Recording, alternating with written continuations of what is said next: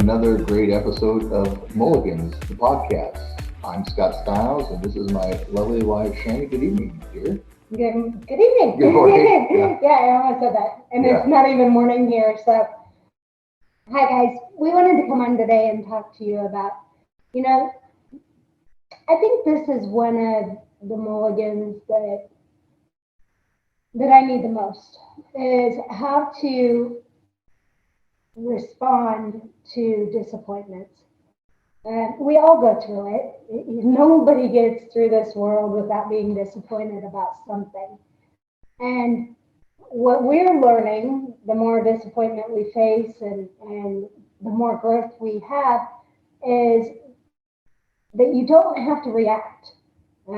Reacting is actually, Feeds it.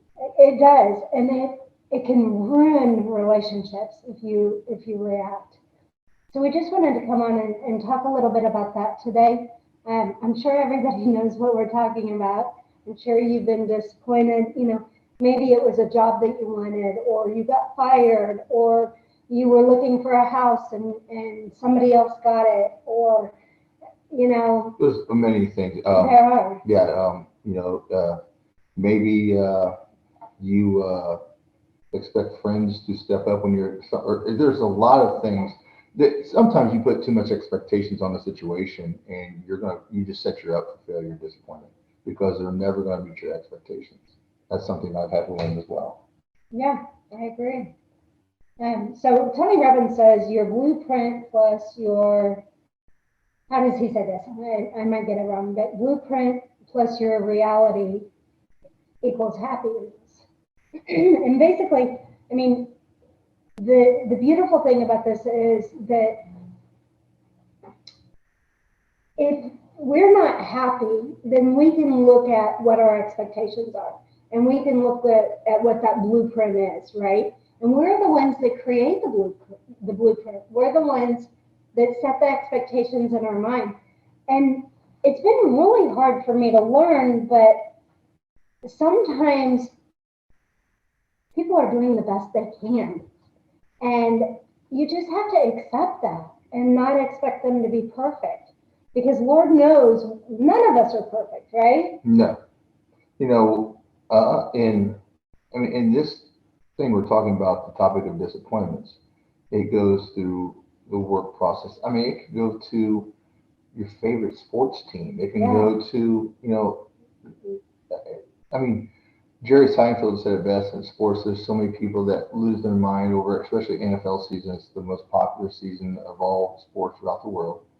And guys lose their mind sometimes if their team loses.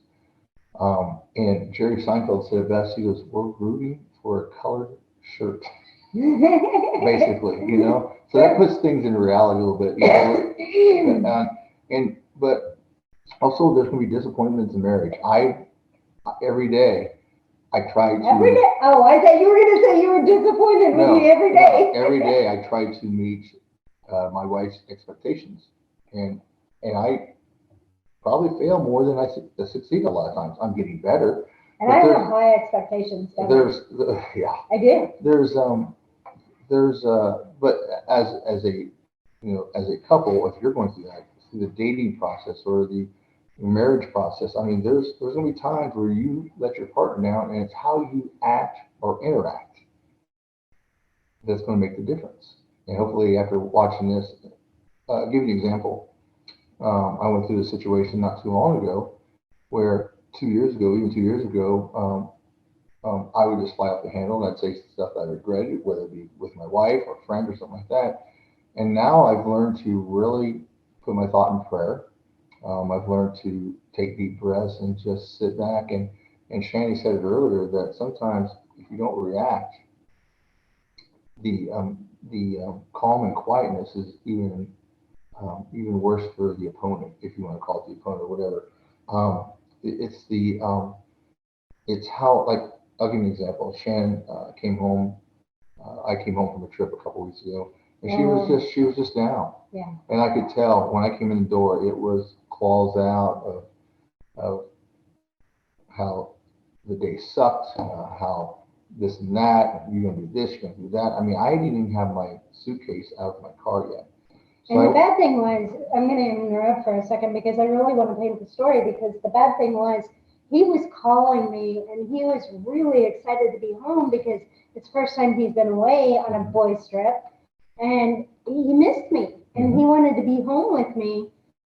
And I allowed another circumstance to, and a disappointment that I that had, had nothing to do with me. that had nothing to do with him. Yeah, it had nothing to do with him. But I allowed that to trigger me.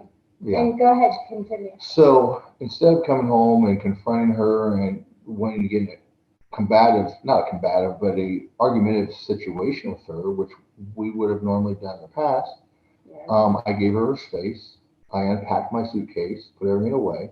I went out on the deck with the dogs, took the dogs outside, played with them for a while, and just kind of gave her her space. And about an hour later, I said, "Would you like to go for a car ride?" I think you sent me a text. Yeah, well, I did. I sent you a text. I said, "Would you like to go for a car ride?" And we went for a car ride. We just drove around, looked at homes and different ideas of things maybe we wanted. But the bottom line was we got by it peacefully and we worked together, and it gave her a little bit of time to really think about what she was doing and where her mind was at, and to clear her mind and to regroup and reset. I guess that'd be the key Yeah, it word, was a right? great reset. Yeah. And to change my physiology, change my state of mind. I mean, that was really important because I'd spent several days being home alone and just really mulling over a situation that wasn't going the way that I had the blueprint set, right? It wasn't how I thought things had to be done and how I thought things should be done. And it's really important, I believe, to pause when this happens to you.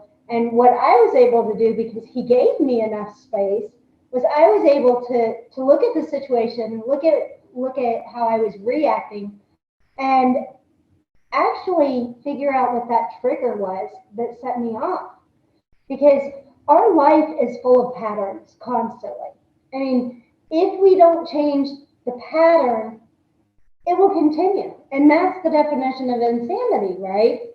Is is continuing to do the same thing over and over. But once I was able to see what triggered me, then I was able to really bring it into perspective and to see it wasn't him at all. It was my old defense mechanism saying, you know what, I've been hurt, people are hurting me, I'm going to push everybody around me away. And it was such an opportunity for me to grow and learn because I didn't have to fight everybody around me. I had someone who loved me enough that just stepped back and said, "You need a moment." And and it was disappointing to you as well, coming home to that. I mean, I understand that. But I didn't express that at all. I mean, I was out there thinking, man, I was really looking forward to hugging my wife when I got home, and that just didn't happen. But anyways, getting back to that, I'm sure most of you have had that experience where you've come home, you've had a terrible day at work, or the kids have been bad for your spouse, and you work and she stays, or whatever the circumstances may be. And you come home, and there's might have been a little bit of a confrontation, which wasn't intended to be confrontational, but you take it that way because one person's tired or whatever, somebody's had a bad day. So it doesn't come out the way you really want to express, and it turns into an argument, and then your whole night is shot, and maybe the next day is shot, and it takes time then, because what I've learned was is I used to have a sharp tongue, man. I mean, my words would hurt, and I wanted them to hurt. I truly did. I wanted them to feel and hurt as bad as I was hurting. That's what my ammo was. And I've learned over a period of time that that does no good either, because all that does is linger with them, because they'll think, did he really mean what he said back then when he got mad at me? And that doesn't do any good either. So it's really best to turn it over to God, and to just pray about it, or just to go out, just take a step back, say, you know what, this person's having a really bad day and they really don't need to take it out on me.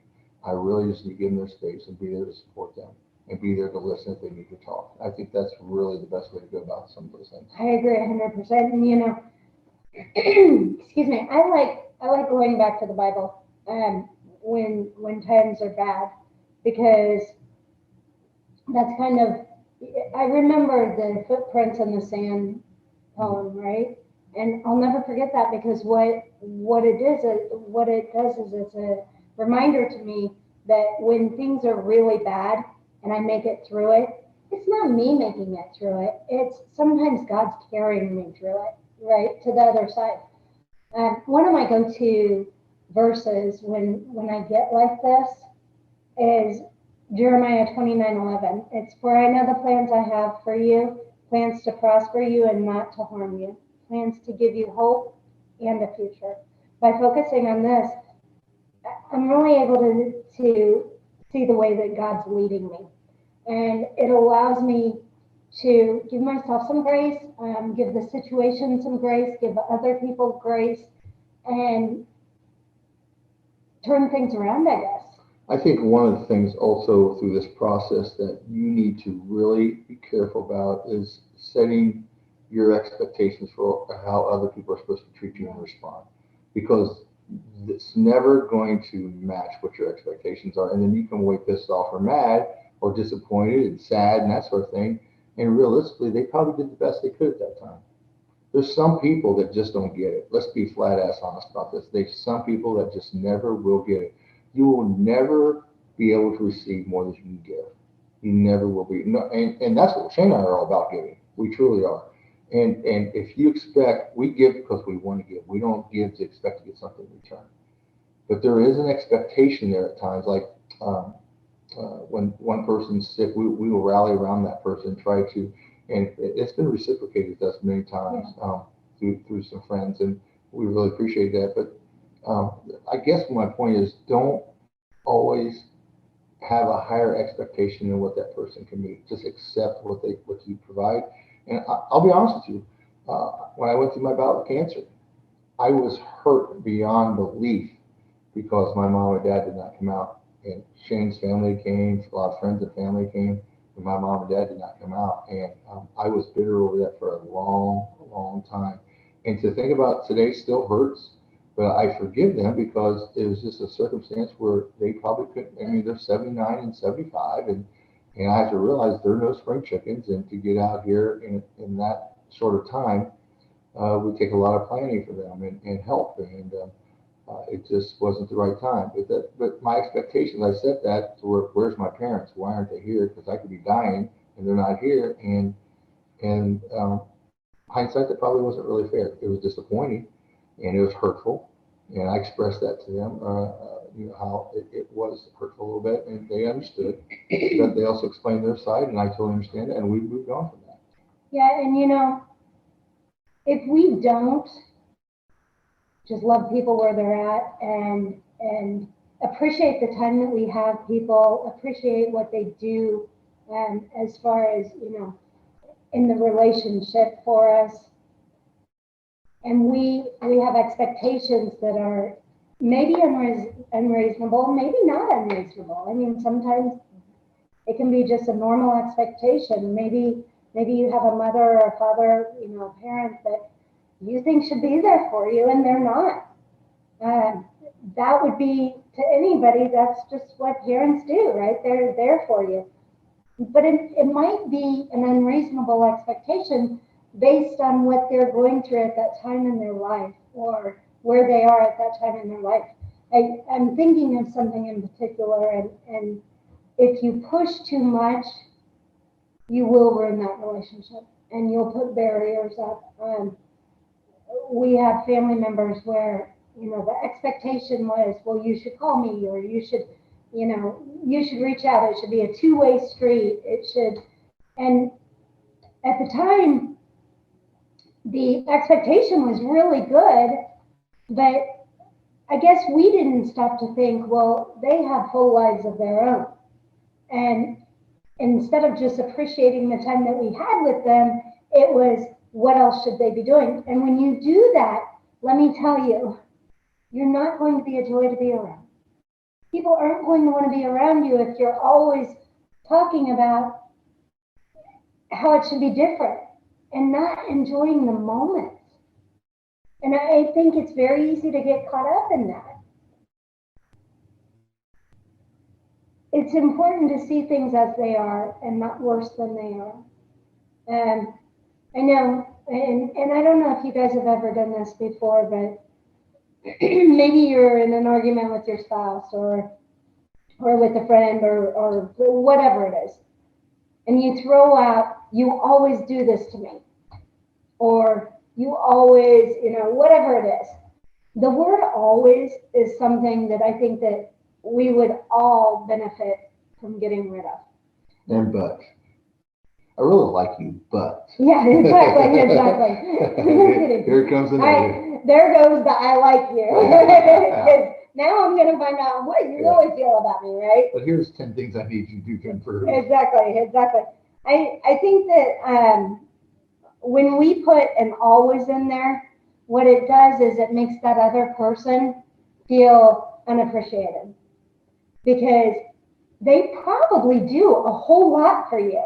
They probably go above and beyond, and the relationship is probably really good. However, there's one disappointment that you came across, and there's one thing that you wish they would have done a little bit different, and they didn't. So now it's being blown out of proportion, and everything they do is wrong. That goes back to setting the standard for expectations. Yeah. That it's not always going to be bad. Another thing that I want to talk about with disappointments is also, you know, communication. Communication when you're disappointed is such a key to make sure you express your feelings without sounding condescending. Because if That's when I have to work on, huh? if you need to talk it out, and have the floor. First of all, try not to interrupt that person when they're trying to vent. Let them get it out, and then don't try to fix the problem all the time. That was one of my problems. Shannon would come home from an event, and I'd be like, "Well, or Daddy calls would come out, and I want to fix it." And she's like, "You need just to shut up and let me vent and not try to fix my problems. I just not she didn't say it like that, but she's like, That's how we heard it. yeah, exactly, and that's Yeah. true. Yeah. That's true. And so it's really important that you and your spouse or your significant other, whoever it may be, family, you have an understanding and the groundwork's laid where, look, there's going to be times where I'm going to need to have a talk and not be judged, not have you fix my problems. Just hear me out and let me get off my chest because you'll see a huge difference if you're there. Just saying at the end of the conversation, you know what, I'm sorry that happened to you, or I'm sorry you're going through that. I hope tomorrow's a better day for you, or is there something I can do to help you out? Is there something I can do to help you fix it or something? Just offer it. Don't suggest it. Offer the help. Don't say here's what you need to do because then that doesn't help anything either. Yeah, and we actually had that conversation this morning. Now, in full disclosure, it came after I was trying to tell him what he needs to do to fix everything. A day after we had the conversation the right way. And these are things, like I said earlier, these are habits that we've formed. And a lot of times, you guys, this comes from a deep love. And when Scott or I tell each other what we have to do, it's because we don't like seeing each other hurt. We don't like seeing the current position that they're in. And I will say this too is this is going to sound weird, but a lot of your responses to your spouse or to your significant other are actually inherited. I've read about this Yeah. because it's the responses you heard your parents say to each other that you think it's okay to do, or whatever. You might came from I didn't come from a troubled childhood, but I'm saying, my mom and dad had some discussions over a period of time that I to this day can still remember a couple of big arguments they had with each other over. I don't remember what it was about, but just differences in opinion, that sort of thing. And um, you react how you were taught sometimes too, or how you were brought up, and that's not always a great thing. And you can break that habit. You truly can. I've had to break many habits, but this is a habit I've had to break. I've had to count to 10 before I respond, or not respond at all, and just take it in and say, you know what, you're right, or you know what, I'm sorry. Even though you may not totally believe that, it's best to end it that way and then to think about it and come back later that night and say, you know what, I thought about what you said today, and here's what I want to say back to you in a calm way because you've had time to get over that. I just want I just want to rip her eyes out, or I want, or like if she'd It's say, I just usually want, me. yeah, It's okay. I just want to drop kick you, and then you know what? It's just one of those things, and because we are, as human people, when we feel attacked, we're made to react. Yeah. When we are attacked, It's fight or flight we're mode. made to react. Yeah. And it's just not a good plan, especially in a marriage, a relationship, a work environment.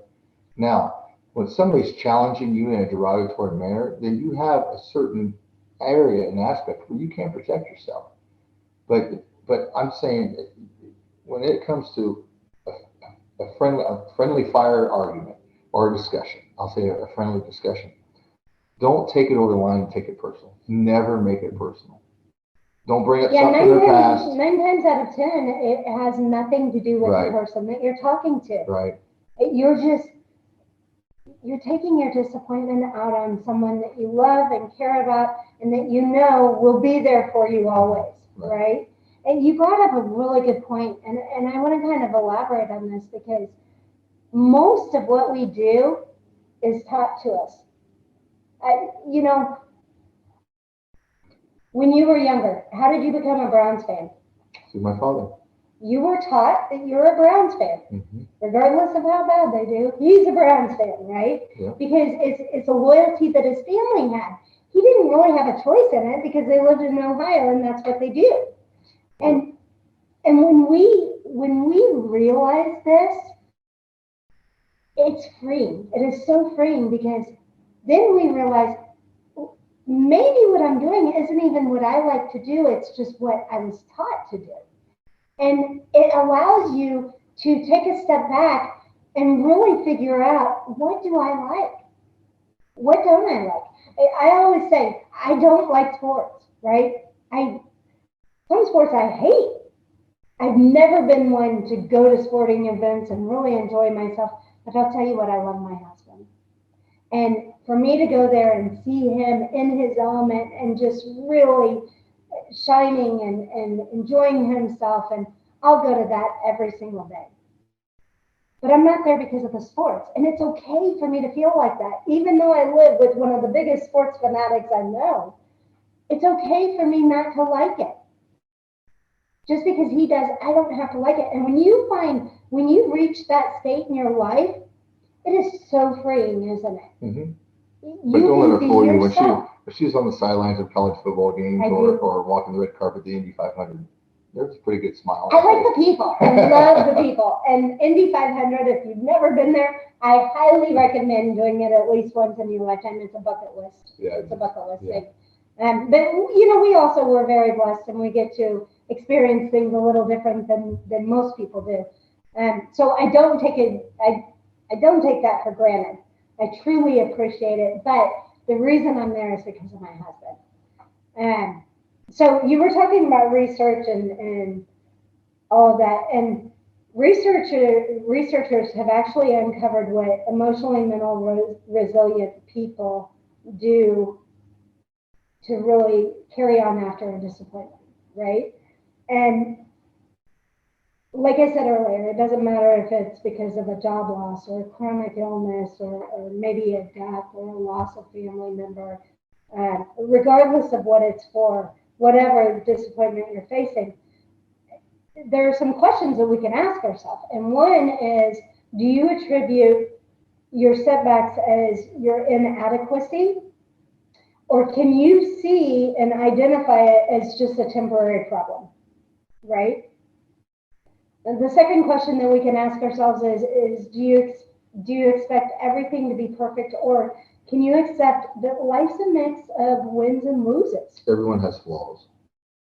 Exactly. And if those two questions that I just asked, if you tend to lean on the latter side of things, you're very resilient and you're going to overcome things, right? Because you're not so black and white. And it's important not to be black and white. People that can see it as a temporary problem or know that they'll have wins and losses and they're going to overcome these things a lot easier. And what it does is it frees you up to really be able to focus on the solution and become solution oriented instead of being problem oriented. one of the things that I did some research on as well for this topic is that carrying this disappointment with you is not good health-wise either. It brings on major anxiety. It causes you headaches. It causes you high blood pressure. It causes you sleep apnea, basically, where you're not sleeping. There's a lot of things that attribute to holding that anxiety and all that disappointment in. It's you have to find different ways and triggers to let it go. You truly do. And that's another thing that's a part of this process is uh, I've learned how to kind of, I still carry it with me from time to time, but you chalk it up as a learning experience. And every disappointment is a learning experience. Every disappointment Amen to that. is an experience that you grow from, and the next time that happens, you're better for it. That you truly are. Yeah. So one of the things that I like to try to do is always live up to your values. And what I mean by that is, Scott and I'll have conversations sometimes, and when he's hurt, or, well, I'll give you an example. So there have been people in my life that they hurt me over and over and over and over again. And Scott says, why do you keep taking it? Why do you allow them to come back? Why do you put yourself in that position? And one of my values is that I want to love others the way Jesus loves us. And so that means you forgive. I mean, there's verses in the Bible, how many times do I have to turn my cheek? And this isn't verbatim, but it talks about not 70, but 70 times. What is it? Seven times, not 7 times, but 7 times 70. I mean, the whole concept is you continue to turn your cheek. You always turn your cheek. And and sometimes it's easier when you're disappointed in someone and they hurt you to hurt them back and to try to let them, like Scott said earlier, try to let them to feel how painful and how much pain, the same amount of pain that you're feeling. But when you always try to live up to your values and you live by your values, you can't do that. You have to turn the cheek. You have to continue to be nice to people. Continue to walk that course, right? One thing that we have done as a couple is we have a pretty big following on social media. We have a pretty big networking group that we work with. We have a pretty large portfolio of business acquaintances and contacts.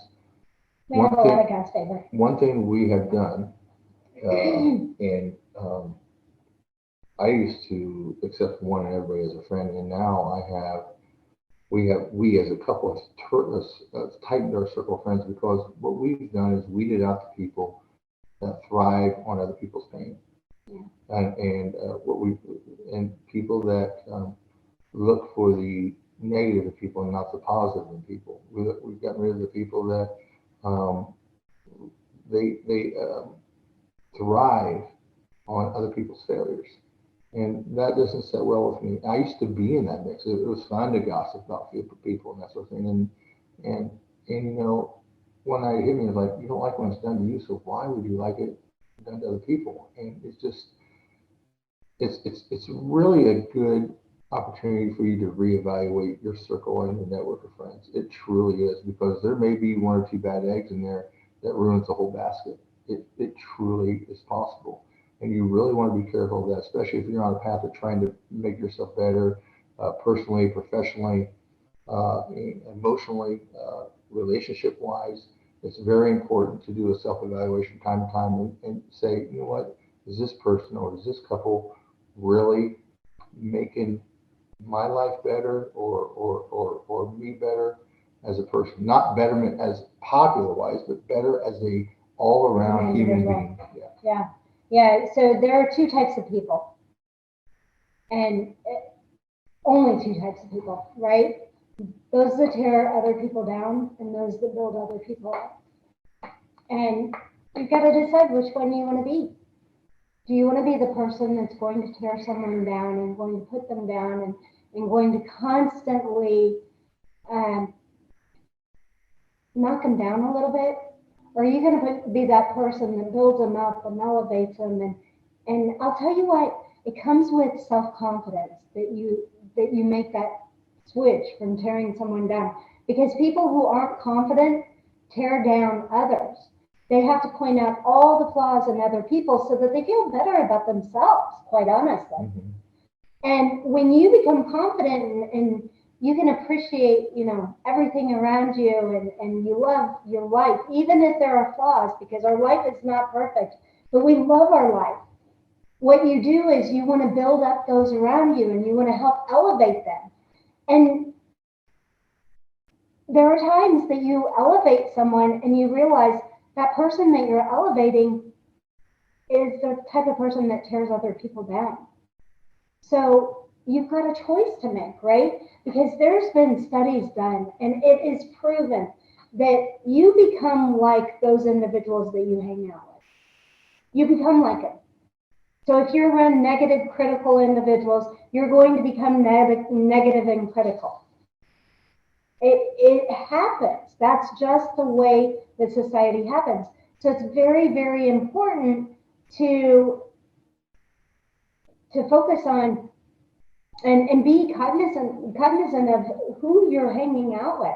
Tony Robbins says if a friend puts sugar in your coffee, and again, don't quote me on anything. I'm not doing anything verbatim. But if a friend puts sugar in your coffee, you'll be all right, right? Mm-hmm.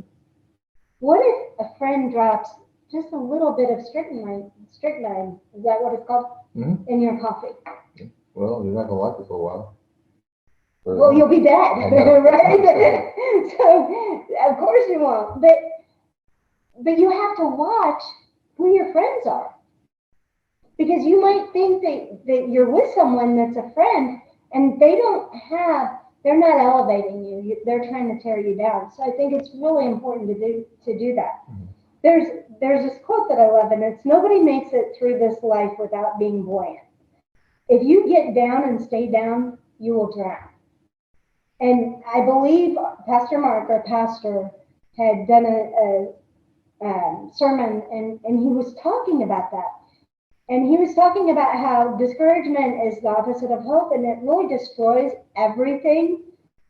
And you don't drown by falling in the water. And I think this is the most important part of that statement. You don't drown by falling in the water. You drown by staying in it. So if we're in a situation that is what's the word I'm looking for? Not critical, but that's hazardous, I guess, to us. It's our job to get out of that situation. And sometimes it might be temporary. There are family members occasionally that we have to step away from because... And friends. Yeah, we have to step away from them because we're becoming bad people because we're hanging out with them.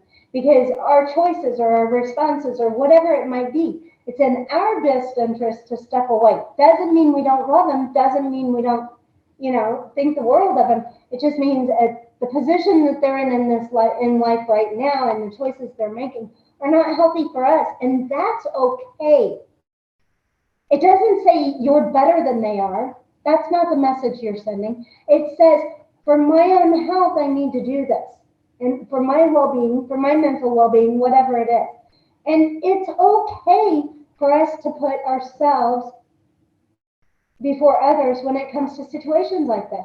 I know so many times, other people want to put us down, and I'm not talking us in particular, I'm talking everyone. When you try to better your life and you try to elevate your life, so many times people are going to put you down, and it's not because of what you're doing. It's because of what they're not doing. It's because you're a constant reminder when you're on this path to better your life, you're a constant reminder to them of what they're not doing in their life.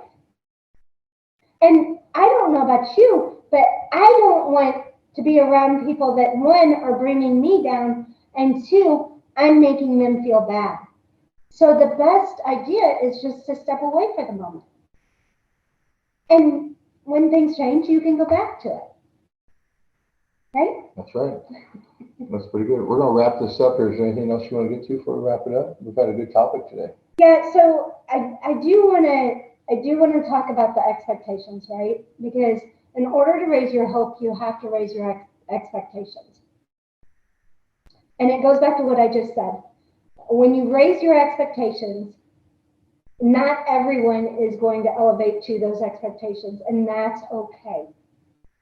Just leave that door open because it doesn't mean they'll never rise to It it. goes back to what I said. You're never going to meet someone's expectation. You're never going to, your expectations of someone meeting what your expectations are never going to, it's never going to happen. I think what I'm thinking about, and I know where you're going, but what I'm talking about is a little different. And I'll use my job as an example because then no one will feel left out, right? Or feel hurt or anything like that.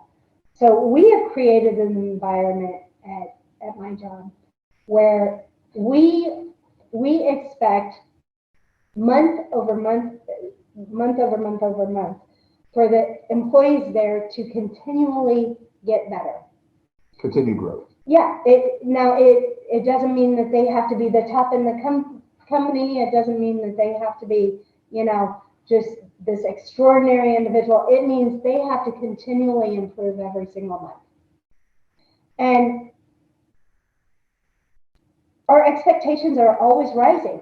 And we have high expectations, but what that does is it allows us to have that hope that we'll hit bonus, that we'll help more people. One of our missions is to educate and protect our community. Well, the more people we get in front of, the better we do at doing that, right? So raising those expectations is a good thing in this environment. And not everyone can live up to that expectation. There are some people that choose, this is enough for me, and that's okay. It's just not okay for that environment. So if you have a dream that you want to chase, and it's going to take certain things to be done in your life, and it's going to take being surrounded by certain people, don't be afraid to hold high expectations.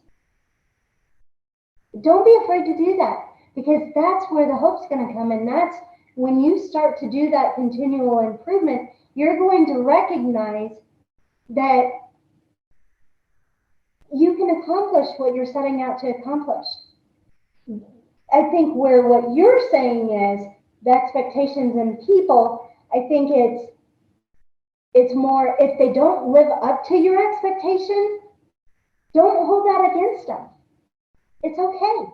If somebody comes in and works with us and they're okay just being right below average or at average and they don't want to do continuous growth, that's okay. There's a place for them that the whole environment is like that. That's why they created leaders and that's why they created followers. Yeah. So, all right. Good job. Good topic. So I think I'm going to leave it at this, and then you can close this out. Believe that things are possible. We don't get what we deserve. We get what we expect. And just remember that. Because you might not get it from one individual, but if you keep those expectations high, you will find the individual that will live up to it. That's why I still count Christmas gifts. Oh, Lord, I can't even finish with that. Disappointments is episode of Mulligans number 3, and we appreciate everybody listening, liking, watching. Thanks to Andy Hoosier, our producer. Thanks to my beautiful wife, Shannie. And we'll be back with another great episode in a couple weeks as we continue to build the Mulligans podcast up. If you have a suggestion of a topic or a guest that you'd like for us on, feel free to email Shannon at shannonstyles@allstate.com. shannonstyles@allstate.com. Yeah, I think we ought to switch that to sstylescoaching@gmail.com. Oh, I didn't know about that. I don't think we should send that through Allstate. That'd be great. Send it to sstylescoaching at stiles@gmail.com, and that's STILES. On behalf of Shannon, I'm Scott. Good night, everybody, and thanks for watching Mulligans. We'll see you next week. Thanks a lot for joining us.